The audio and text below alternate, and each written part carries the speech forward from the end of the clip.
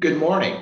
I am Jim Diott, and I am the Executive Director of the Master of Professional Accountancy program here at the University of California, Rady School of Management.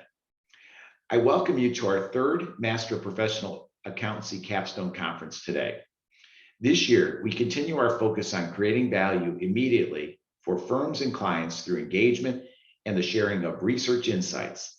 In addition, our focus has and continues to be on challenges facing boards, corporate, and policy leaders and how they can work together to address the most significant enterprise-related challenges today. Our conference this year will be focusing on creating sustainable futures. When focusing on enterprise sustainability, you must understand and must manage stakeholders' expectations beyond that of the shareholders. The influences of politics, ethics, changing business models, and the global landscape have accelerated, and the cancellation of business executives and even shareholders is real. Our 11 teams today are focusing on risks to help companies better understand and take actions today to reduce such risks and make organizations more resilient. Today, you will hear from our graduate degree candidates of the Rady MPAC class of 2022. Although you will not meet with them personally today, I assure you when they arrive at your firm or company, you will be investing in a committed and talented group of professionals that will deliver value immediately. Our students learn so much from our world-class faculty at Rady. Learning how to apply this new knowledge to today's challenges comes from the many professionals that join us in the Rady classroom. We are so very thankful to the many of the finest firms and organizations worldwide that join us here at Rady. We thank our partners at BDO, EY, Deloitte, KPMG, PwC, RSM, Moss Adams, and so many others for supporting our programs at UC San Diego Rady. Together, our faculty and outside speakers encourage our students to address broad and relevant complex issues. You inspired our students to continue working on improving their presentations and creating memorable experiences for themselves. At this time, I would like to recommend that you just sit back, close out your other applications, put on some high quality headphones, and enjoy the presentations that will follow. Our first panel today will be sharing with you some ideas on how you can learn to create value by incorporating ESG into business combinations tomorrow. In a recent Goldman Sachs newsletter, Avinash Mehrotra noted that when companies acquire targets with meaningfully different ESG profiles, it can create a cultural tension between the employee bases and broader stakeholder communities. Panels of ours will look at other aspects of business combinations and the impact of ESG. This panel is going to look at post-combination synergies related to mergers and acquisitions and how ESG can create new comparable data sources that will impact deal values and the structurings for tomorrow. Maybe even more importantly, ESG can elevate or destroy business if it is not taken into account from day one in measuring risk related to sustainability, as well as expected synergies to be realized. At this time, I'm delighted to bring to our stage Chad Shearer, who will act as our main speaker on the virtual stage here at Rady School of Management. Chad will be facilitating this morning's presentation with his colleagues. So at this point in time, I'd like to bring Chad onto the stage, in which it is now yours. Chad? Thank you, Jim. Hello, everyone. As Jim said, my name is Chad Shearer, and I'm a member of the 2022 cohort for the Masters of Professional Accountancy here at the UC San Diego Rady School of Management, and I'll be facilitating our discussion today. I want to thank you all for joining our webinar. My colleagues and I will be speaking about the importance of integrating ESG into your M&A transactions. I can utilize this to create value not only for your company, but also all of your stakeholders. So let's jump into a quick overview of what our panel will be talking about today. First, we'll start off with some quick introductions about the members of our panel. And I'll talk simply about the importance of ESG integrated M&A and why your business needs to start incorporating ESG into your business combinations. Next, we'll look at the stakeholder-centric model and specifically in the context of M&A. Then we'll dive into transformation and seeing how ESG drives that next wave of business transformation for your company through M&A. Following this, we'll speak about the benefits of enhanced risk management from an ESG integrated M&A transaction. Then we'll dive into specific one of those risks, and that being emissions and compliance, seeing how M&A can help you achieve a net zero supply chain. And finally, we'll discuss how to begin thinking about determining the value of ESG performance within M&A transactions. So with that, we'll jump into a quick introduction to our panel. So joining us, we have myself, Abby, Liam, Bella, Stacy, and Allison. Quick intros about ourselves. For myself, prior to the MPAC program, I attended UCSD, where I got my bachelor's in mathematics and minor in accounting. Upon graduating, I plan to move directly into the private sector and begin my career on the corporate side. For Abby, she attended San Diego State University, where she received her bachelor's in business administration with a focus on accounting. And Abby will continue on working with a local accounting firm on the consulting team there upon graduation. Liam received his bachelor's in accounting while in China before coming to the MPAC program. Liam has decided to join Deloitte's San Jose office as a member of the audit team there upon finishing his master's. Bella received her bachelor's degree in business administration and accounting in Hong Kong. And upon finishing her master's program, she'll be returning back to her home country and begin her career in public accounting there. Stacy graduated from UC Irvine, where she studied business economics and minored in accounting.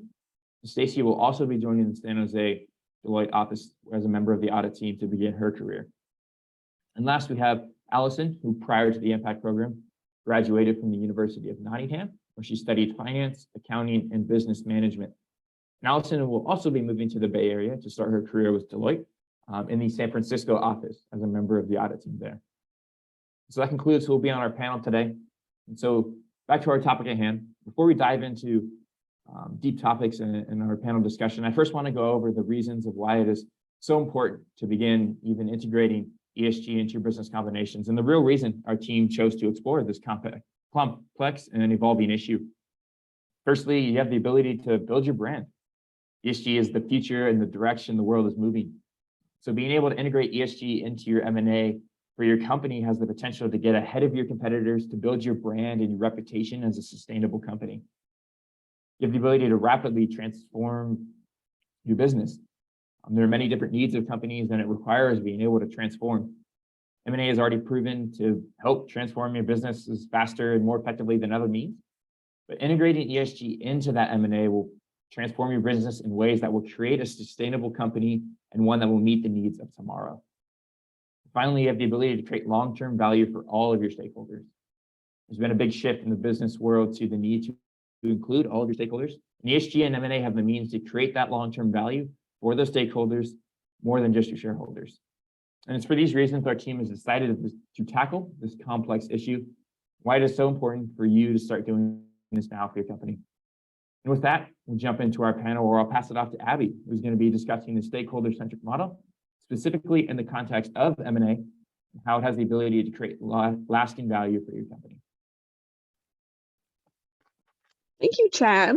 So in order to define stakeholder centrism, I'd like to start with the shareholder-centric model, which I'm sure many in the audience are familiar with. For example, we can see Milton Friedman's 1970 New York Times article that stated that it is the responsibility of a business to increase its profits and returns to shareholders.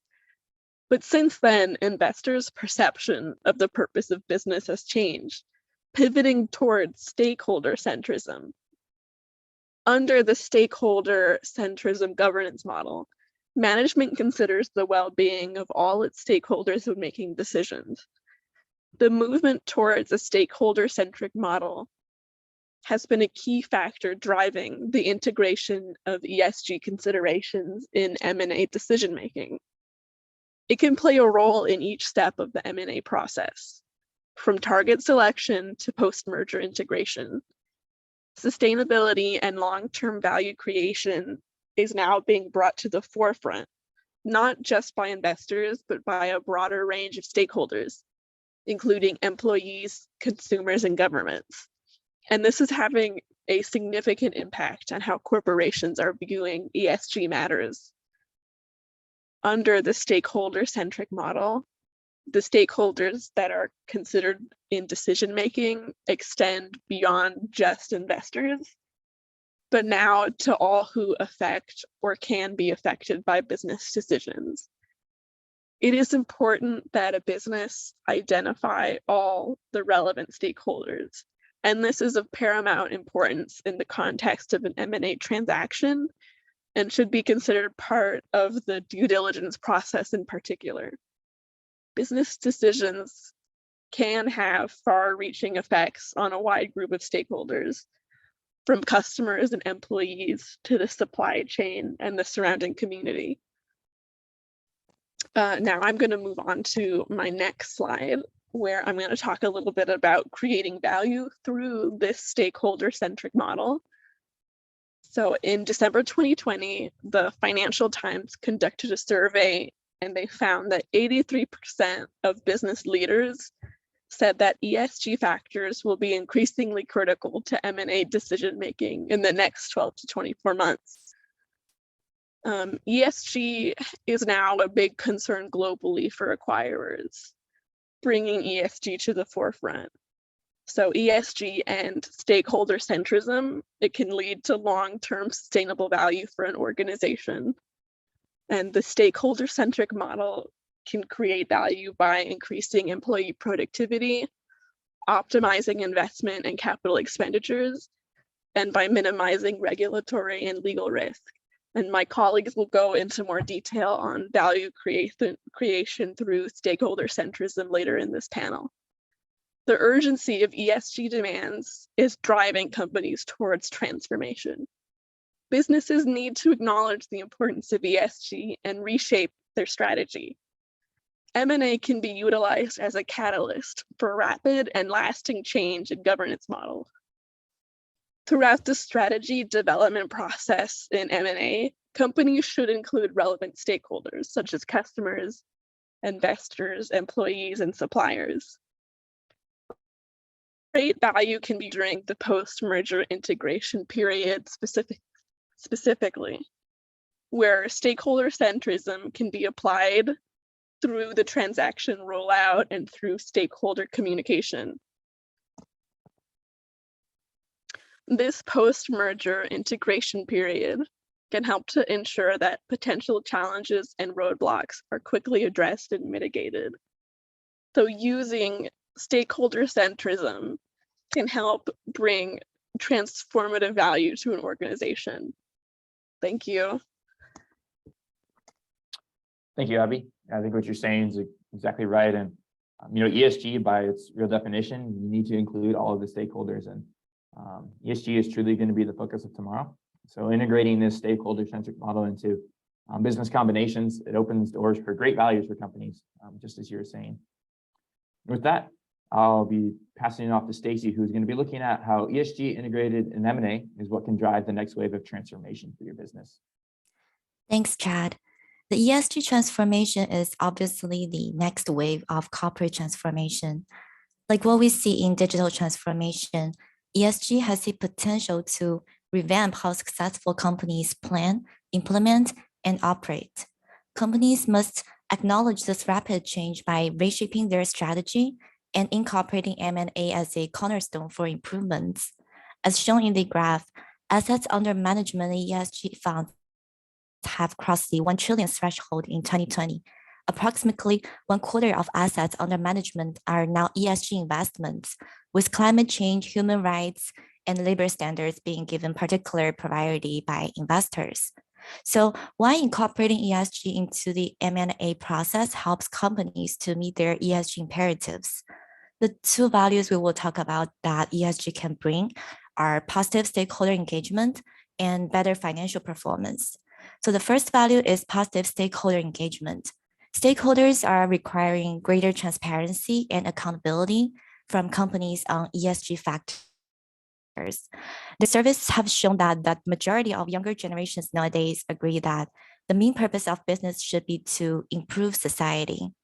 And companies with higher ESG scores have been shown to have better employee morale, productivity, and retention, correlating with improved financial performance and equity returns. Customer engagement can also be enhanced by offering more sustainable services and can provide new market opportunities. commitment to ESG can fundamentally drive up brand value, and in some cases, customers are willing to pay more for sustainable products and services. The second value ESG can bring is better financial performance. ESG is increasingly used as a lens to directly drive up the value of a target by improving companies' operational performance. A majority of over 2,000 studies indicate that companies focused on ESG metrics have performed better over time. Recent evidence also suggests that ESG assets often display higher valuations. So if we look at what happens in practice, a strong ESG focus could help companies to find improvements in areas where doing good for society also helps companies themselves to do well financially. For example, companies that put in substantial effort to reduce their CO2 emissions from their own operations will in parallel reduce their energy use too. So therefore, by doing good for society and reducing its carbon footprint, the company will also gain financially by reducing its energy bills. So as we can see, ESG brings companies financial benefits, as well as finding innovative ways to generate direct profits for companies. Going on to the next slide, we will discuss how ESG drives the next wave of transformation in M&A. So historically, the primary focus of ESG due diligence was to verify that target companies were not involved in any activity that could end up in litigation or result in reputational damage. That means the due diligence phase was primarily aimed at reducing risks for potential asset buyers or helping reduce the information asymmetry between the buyer and the target. Going forward, however, ESG-focused due diligence will not only help to identify, but also to mitigate emerging risks. Contractual innovations will also help bridge the gaps between due diligence and ESG risks. While references to ESG are still not very common in public companies' M&A agreements, ESG issues would make more frequent appearances in the future in sections such as MAE clauses, representations, and warranties to reflect growing importance investors place on ESG performance and risk management as well. On the other hand, linking corporate ESG strategy to M&A strategy means making sustainability the thesis of each deal. There is a growing recognition that ESG considerations play a significant role at every step of the M&A process. So by setting aligned M&A strategies, it means using corporate priorities as a benchmark to assess each potential deal. It also means finding assets that will advance existing ESG initiatives, as well as create economic value. And this economic value can come from multiple sources. So for example, in the consumer products industries, companies see ESG's value in helping them gain share by improving their brand image to appeal to diverse, changing consumer preferences. In the energy sector, meanwhile, they commonly use ESG initiatives for helping them meet expectations of investors and financiers to lower the cost of capital. Across industries, ESG measures can also add value by helping attract and retain top talent. This is especially critical in today's competitive talent environment. And just for additional information, lenders such as the International Finance Corporation have also fully incorporated ESG matrix as part of their initial credit review process. It was suggested that better ESG scores translate into 10% lower cost of capital. So overall, by beginning to unlock ESG as an M&A priority and a factor in delivering the value, companies move ahead of others that have not yet to involve their M&A models. We can see that the traditional check-the-box approach to sustainability issues is no longer sufficient. That is, when assessing targets, it is necessary to dig deeper or think more broadly on issues from greenhouse gas emissions to diversity, equity, inclusion, or from business ethics to supply chains. Thank you. Thank you, Stacey. I think what you're sharing is just so important, and seeing that companies that choose to use ESG in their M&A are just given that edge. It opens doors to opportunities that are found nowhere else, and it really gives them the chance to jump ahead of the pack. And that $1 trillion in assets in ESG funds is just incredible. And it shows the importance of incorporating ESG imperatives into business, which your company has the ability to do through M&A. So with that, we'll move on to Bella, and she'll be talking about how ESG integrated M&A has the ability to enhance your company's risk management. Okay, thank you, Chen. And in my part, I'd like to talk about how ESG mitigate risks through M&A, and I'm going to talk about it from E, S, and G's perspective one by one. So first, from E's perspective, climate change and related transaction risks have already promoted restructuring efforts in the energy sector, a trend that is likely to continue as investors and regulators stay up pressure on companies to reduce their emissions output. An energy company with high emissions output could acquire or merge with another one with no emissions output. For example, last year, Royal Dutch Shell sold its Permian Basin assets to ConocoPhillips to reduce its global carbon emissions. And also from these transactions, ConocoPhillips also provided an opportunity to lower its emissions intensity. Then from its perspective, putting ESG principles into human capital management could help manage the risks. A company with poor human capital management can achieve this goal by acquiring a company with good talent management. In an increasingly socially and ethically conscious world, organizations must put ESG principles at the center of their human capital management strategies. The added emphasis on organizational and financial sustainability provides opportunities to outperform the market, manage risk, and drive shareholder value. Then from G's perspective, numerous regulators have started to impose mandatory ESG disclosure requirements on business. The proposals would standardize the measurement and reporting of ESG factors and the related activities. The logic is that by standardizing disclosure of ESG, investors will be able to compare such disclosures among different companies more easily, and therefore make more informed decisions about where to make investment. The shifting regulatory landscape may bring along new regulatory risks that could impact M&A. Activists will increasingly leverage ESG issues to rally the support of key institutional shareholders in favor of broader strategic changes. So in a word, ESG considerations are shaping the assessment of strategic fit with both acquirers and acquirees, looking to capitalize on the synergies created by companies with ESG configurations. Companies need to consider the importance of ESG factors in risk mitigation as the millennial generation takes into center stage and the record follows into ESG funds continue to thrive. Then going to the next slide. So in this slide, I'd like to talk about how ESG contributes to better risk management.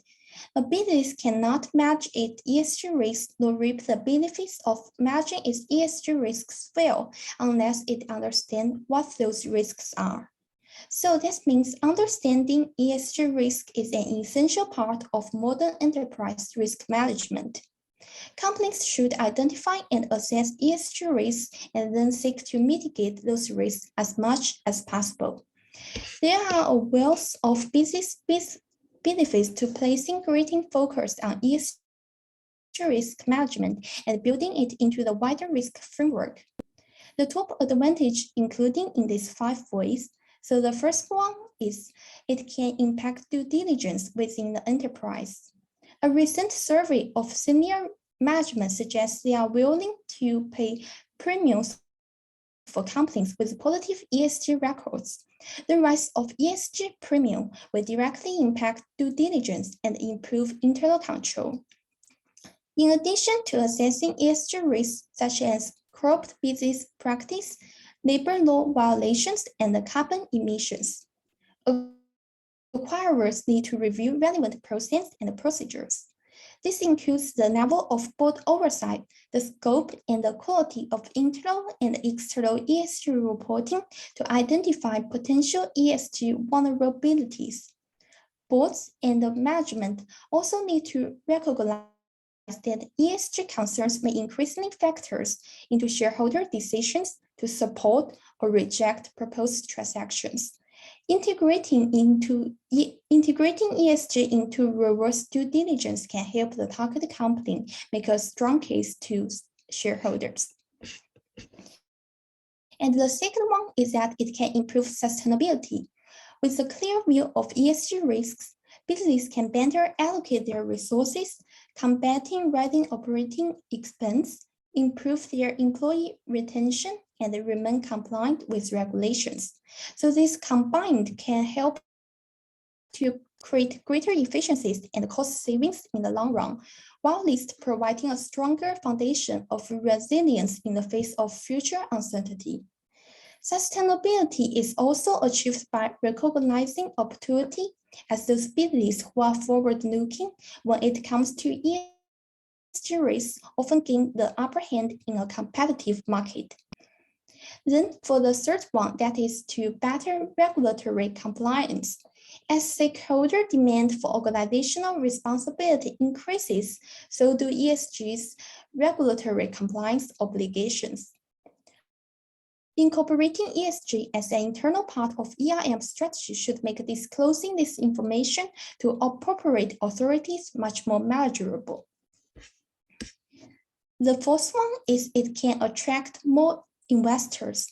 Nowadays, socially conscious investors are now keen to incorporate ESG values such as addressing climate change into their investment portfolios, in line with more traditional risk and profitability factors. Even more traditional investors now understand the value of good ESG risk management for companies.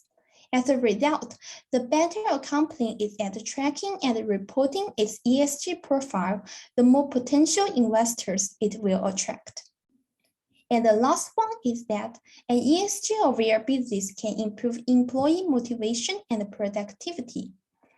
Commitment to ESG is often seen as an organizational giving back. Many aspects of ESG risk management directly impact employee well-being, such as health and safety, work schedules, and diversity. And if these issues are well managed, they can enhance the employee experience and lead to a higher performance. Overall, organizations must continue to strive to maintain and enhance their reputation with multiple stakeholders on a wide range of issues. ESG issues are no exceptions, and companies must be alert to every shift and change in their ESG outlook and its associated risks if they are to maintain a competitive advantage. And thank you. Thank you, Bella. Yeah, I think with what you're sharing just reinforces the fact of what we already know, and that's tomorrow's risks are really centered around ESG, whether that's the E, the S, or the G. And as these modern risks are centered around ESG, and that just means they're best mitigated and answered through different ESG imperatives. And once you identify those, then you're able to target those through M&A.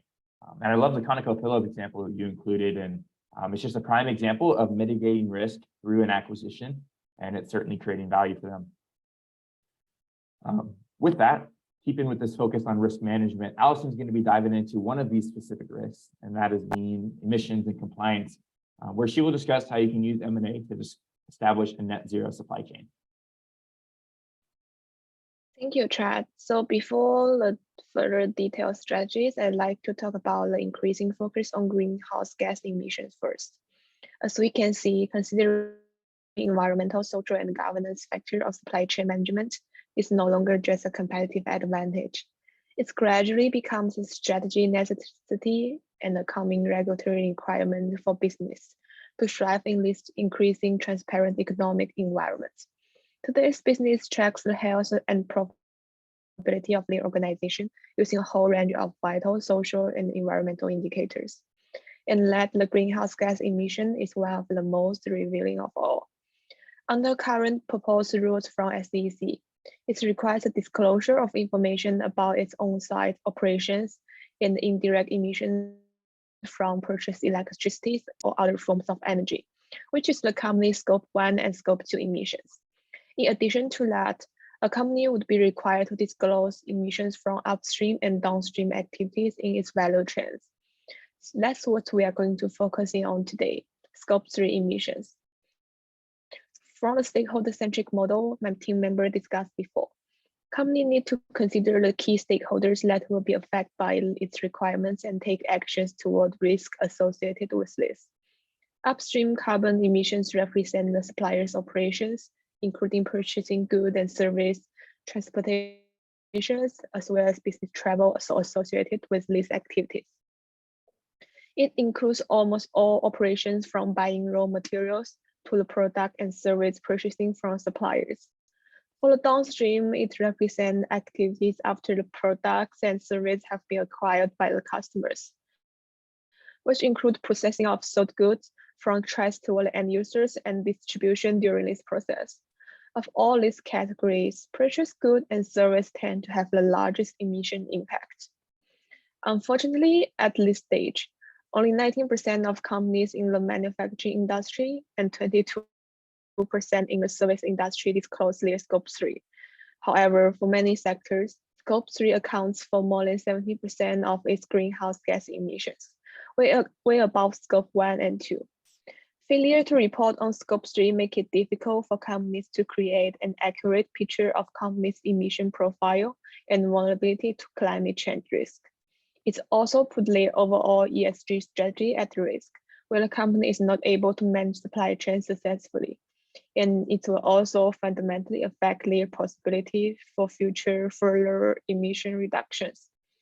Also, global investors are increasingly looking to identify opportunities to mitigate climate risk and support the transition into a world of net zero emissions. So in the next slide, I will introduce some strategies to manage sustainable supply chains. In order to meet the requirement of Scope 3 disclosure and become more compliant with ESG, companies need to make efforts on its supply chain management. An effective supply chain management directly correlates a business profitability and also sustainability. The Scope 3 emission requires a more traceable and transparent supply chain. Hence, I will provide first two strategies: map the supply chains and increasing the number of vendors. The first strategy is to create a comprehensive map of the supply chains. It's important for the business to map full scope of moving goods from the manufacturers to customers before establishing a sustainable supply chain. In this way, the company can full visibility into the supply chains and locate any risks their suppliers may pose on Scope 3 emissions. The second one is to increase the number of suppliers to diversify the risk. Diversifying the network, or it can also be called as multi-source, can help companies to reduce the risk if that partners can't follow through any unforeseen circumstances. However, the more third party that a company uses means that the more work is required to ensure the integrity of each business. To better address the new challenges brought by the SEC new requirements, there are better solutions, that is taking the opportunity of M&A transactions and stakeholder-centric model. First of all, the supply chain needs to focus on the need and the preference of stakeholders, as my team member mentioned before. This will enable companies to modify their supply chain and strategies to meet future demands. By using this strategy, organizations can provide precautions towards Scope 3 emissions and improve their overall financial performance. Moreover, the company can better engage with its suppliers through horizontal and vertical integrations. The vertical integrations, or it can call as geographical expansions, will provide companies a larger scale of operations, so that they will have a larger power to participate in operation suppliers. The vertical integrations are a direct management of suppliers by entering the industry where suppliers located and provide service or products within the group. Intelligent automation is another potential that can be brought by M&A to deal with Scope 3 emissions. Business can maximize potential of their suppliers by utilizing smart automations, including AI and other softwares, to automate automated complex business operations. The technology will help companies to gather and analyze relevant information related to greenhouse gas emissions within their supply chain and take actions toward it. These are the three potentials brought by M&A transactions for the supply chain management: the stakeholder-centric strategy, horizontal and vertical integrations, and also technology innovation. Together with the previous two, the company can initiate a better and effective and more sustainable supply chain.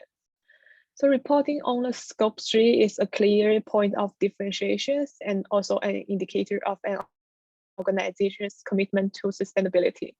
It presents a great opportunity to enhance corporate reputations and increasing production efficiency. As my colleague mentioned before, considering stakeholder-centric model in M&A can ultimately help engage in ESG and mediate enterprise risk. Supply chain management is only one aspect of that. This approach has many other potentials and will create both financial and non-financial benefit to the company. Thank you. Thank you, Allison. Yeah, I think thinking about scope 3 emissions, in that we can see many more reporting and compliance issues soon to come that companies are going to have to deal with, and those are risks that they'll have to mitigate and answer.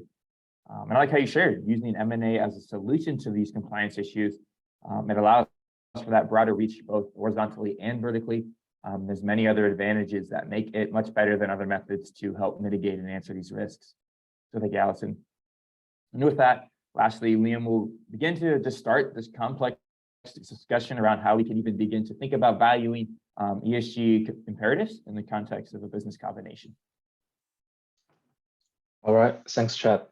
So ESG initiatives provide excellent values for companies, and ESG performance should be included in the company's value. Nowadays, ESG performance is a growing consideration in company valuations. In a business environment where sustainability and ethical impact are central to survival, businesses can use ESG criteria to assess their non-financial performance. But measurement is not as simple as simpler in an area composed of so many elements.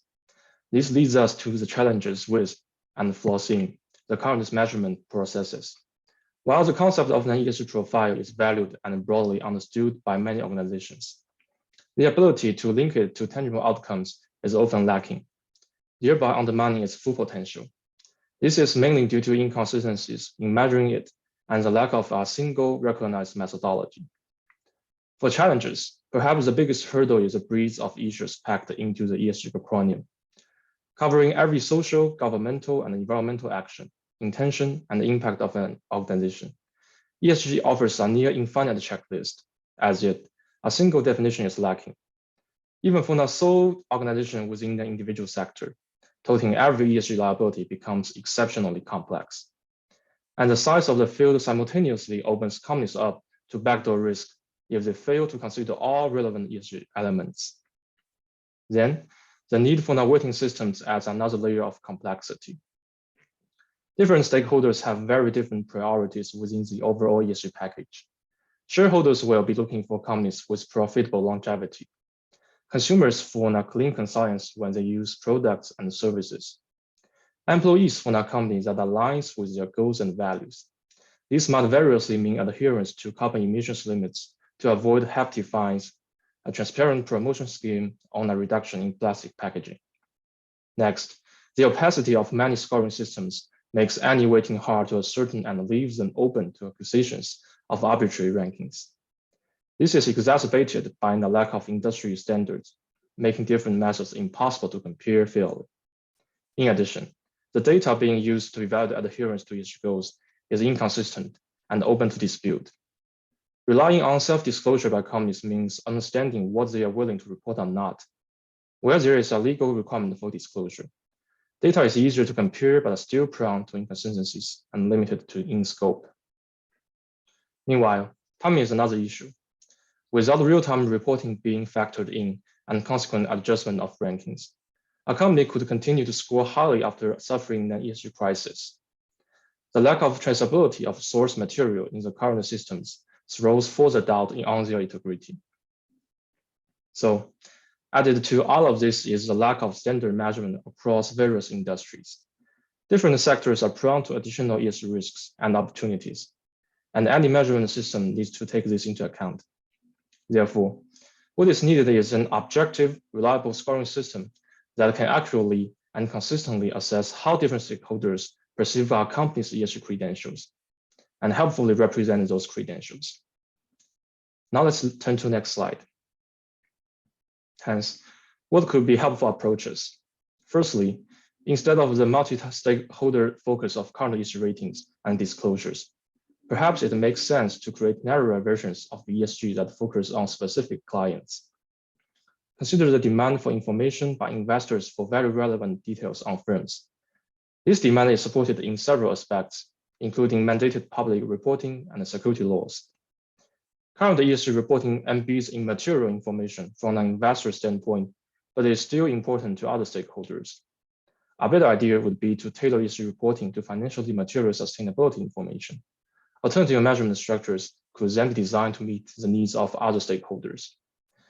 This is indeed the approach that the Sustainability Accounting Standards Board, or SASB, has taken to define material issues with evidence of financial impact and broad interest from various user groups.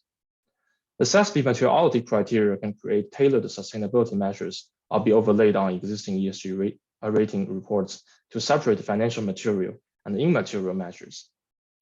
This focus allows researchers and others to evaluate the efficacy of measures concerning their evaluation consequences. Secondly, ESG reporting requirements should be managed more like the process of accounting standard setting. Accounting standards are the product of well-defined objectives and a transparent process designed to mitigate the influence of political pressure and achieve widespread acceptance. Standard setters like the FASB solicit input from business leaders, academic researchers, and regulators worldwide. Comment letters to the board are made publicly available, and many board meetings are publicly broadcast. It is also imperative that accounting standards adopt the principle of neutrality. Standard setters should view themselves as providers of unbiased information to facilitate social and economic activity by others, rather than as agents to promote or discourage social and economic change. To create neutral ESG reporting standards, it is paramount that the founding structures of the criteria be transparent and the standard setters themselves be chosen and compensated in a manner that minimizes capture by outside interests. Last but not least, given the importance of accounting or economic behavior, a growing movement proposes that better accounting practices can help transform and redirect capitalism onto a more sustainable track. The concept, also known as impact accounting, seeks to comprehensively measure how individual companies impact stakeholder welfare and then translate these impacts into monetary values that can be integrated into the current accounting framework. Instead of focusing on financial wealth creation as measured by profits, the new bottom line aims to reflect the total impact. Ultimately, developments in impact accounting could help to inform a wide range of decision-making in the financial, philanthropic, and government fields. However, impact accounting seeks to put a monetary value on the impact of products and the operations of people, the environment, and the planet, and then add or subtract it from companies' profits. The level of judgment and the potential for ideological bias in determining these monetary values is enormous. This system would also have to overcome the difficult task of measuring the consumer surplus derived from every company's product, service, and policy. To conclude, there is much work yet not to be done in ESG measurement and impact accounting. These endeavors hold great promise, but pose significant challenges in balancing economic prosperity with solutions to the many complex issues facing our global population. We will never reach a world where all reports are perfectly and reliably accurate. Still, understanding their shortcomings and the availability of a new instrument to detect issues can help us continue to strive for that ideal. Thank you so much for your interest and attention. And now let's switch back to Chad. Thank you, Liam. Yeah, I think what you're saying is exactly right. It is still so complex and so many different factors that influence how we begin to think about value in ESG. And so there is a really big need to understand your business and the things it's facing so that you can best tailor that value for your company. And with that, that'll bring us to an end of our discussion with the panel. And Now I just want to think about the question of, where to go from here.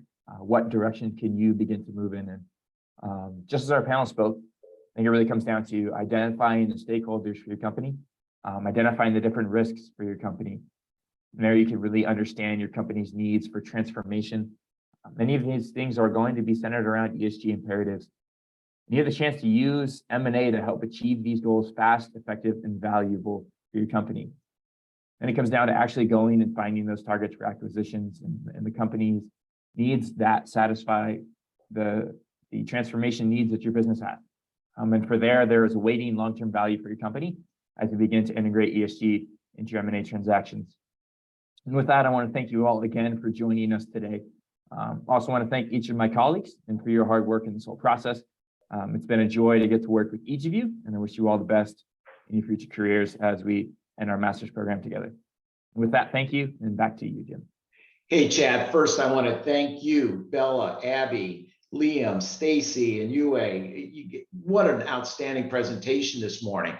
You really highlighted the tensions, but at the end of the day, this ESG is about the creation of data. And these are one of those opportunities where you reflect in hindsight saying, man, if we had a data specialist here, where could we have taken our conversation? So I think that's one of the things that I'm, as the executive director, going to think seriously about next year is how do we incorporate more of that deeper dive into the challenges of getting the information? Because Liam, I think you did a great job basically letting people understand the rules are still being evolved. They're still changing. And reconciliation of the stakeholder, tensions is going to take a greater amount of information that people can easily understand. Stacy, outstanding job on the due diligence process. It really is changing. It's no longer the due diligence process that I learned of back in the 80s and 90s, but something vastly different, where we have to really sit down, take a look at and re-challenge some of the tenets around shareholder primacy and what it means in terms of doing these diligences, these reviews, factoring in the other stakeholders. This concludes our webinar.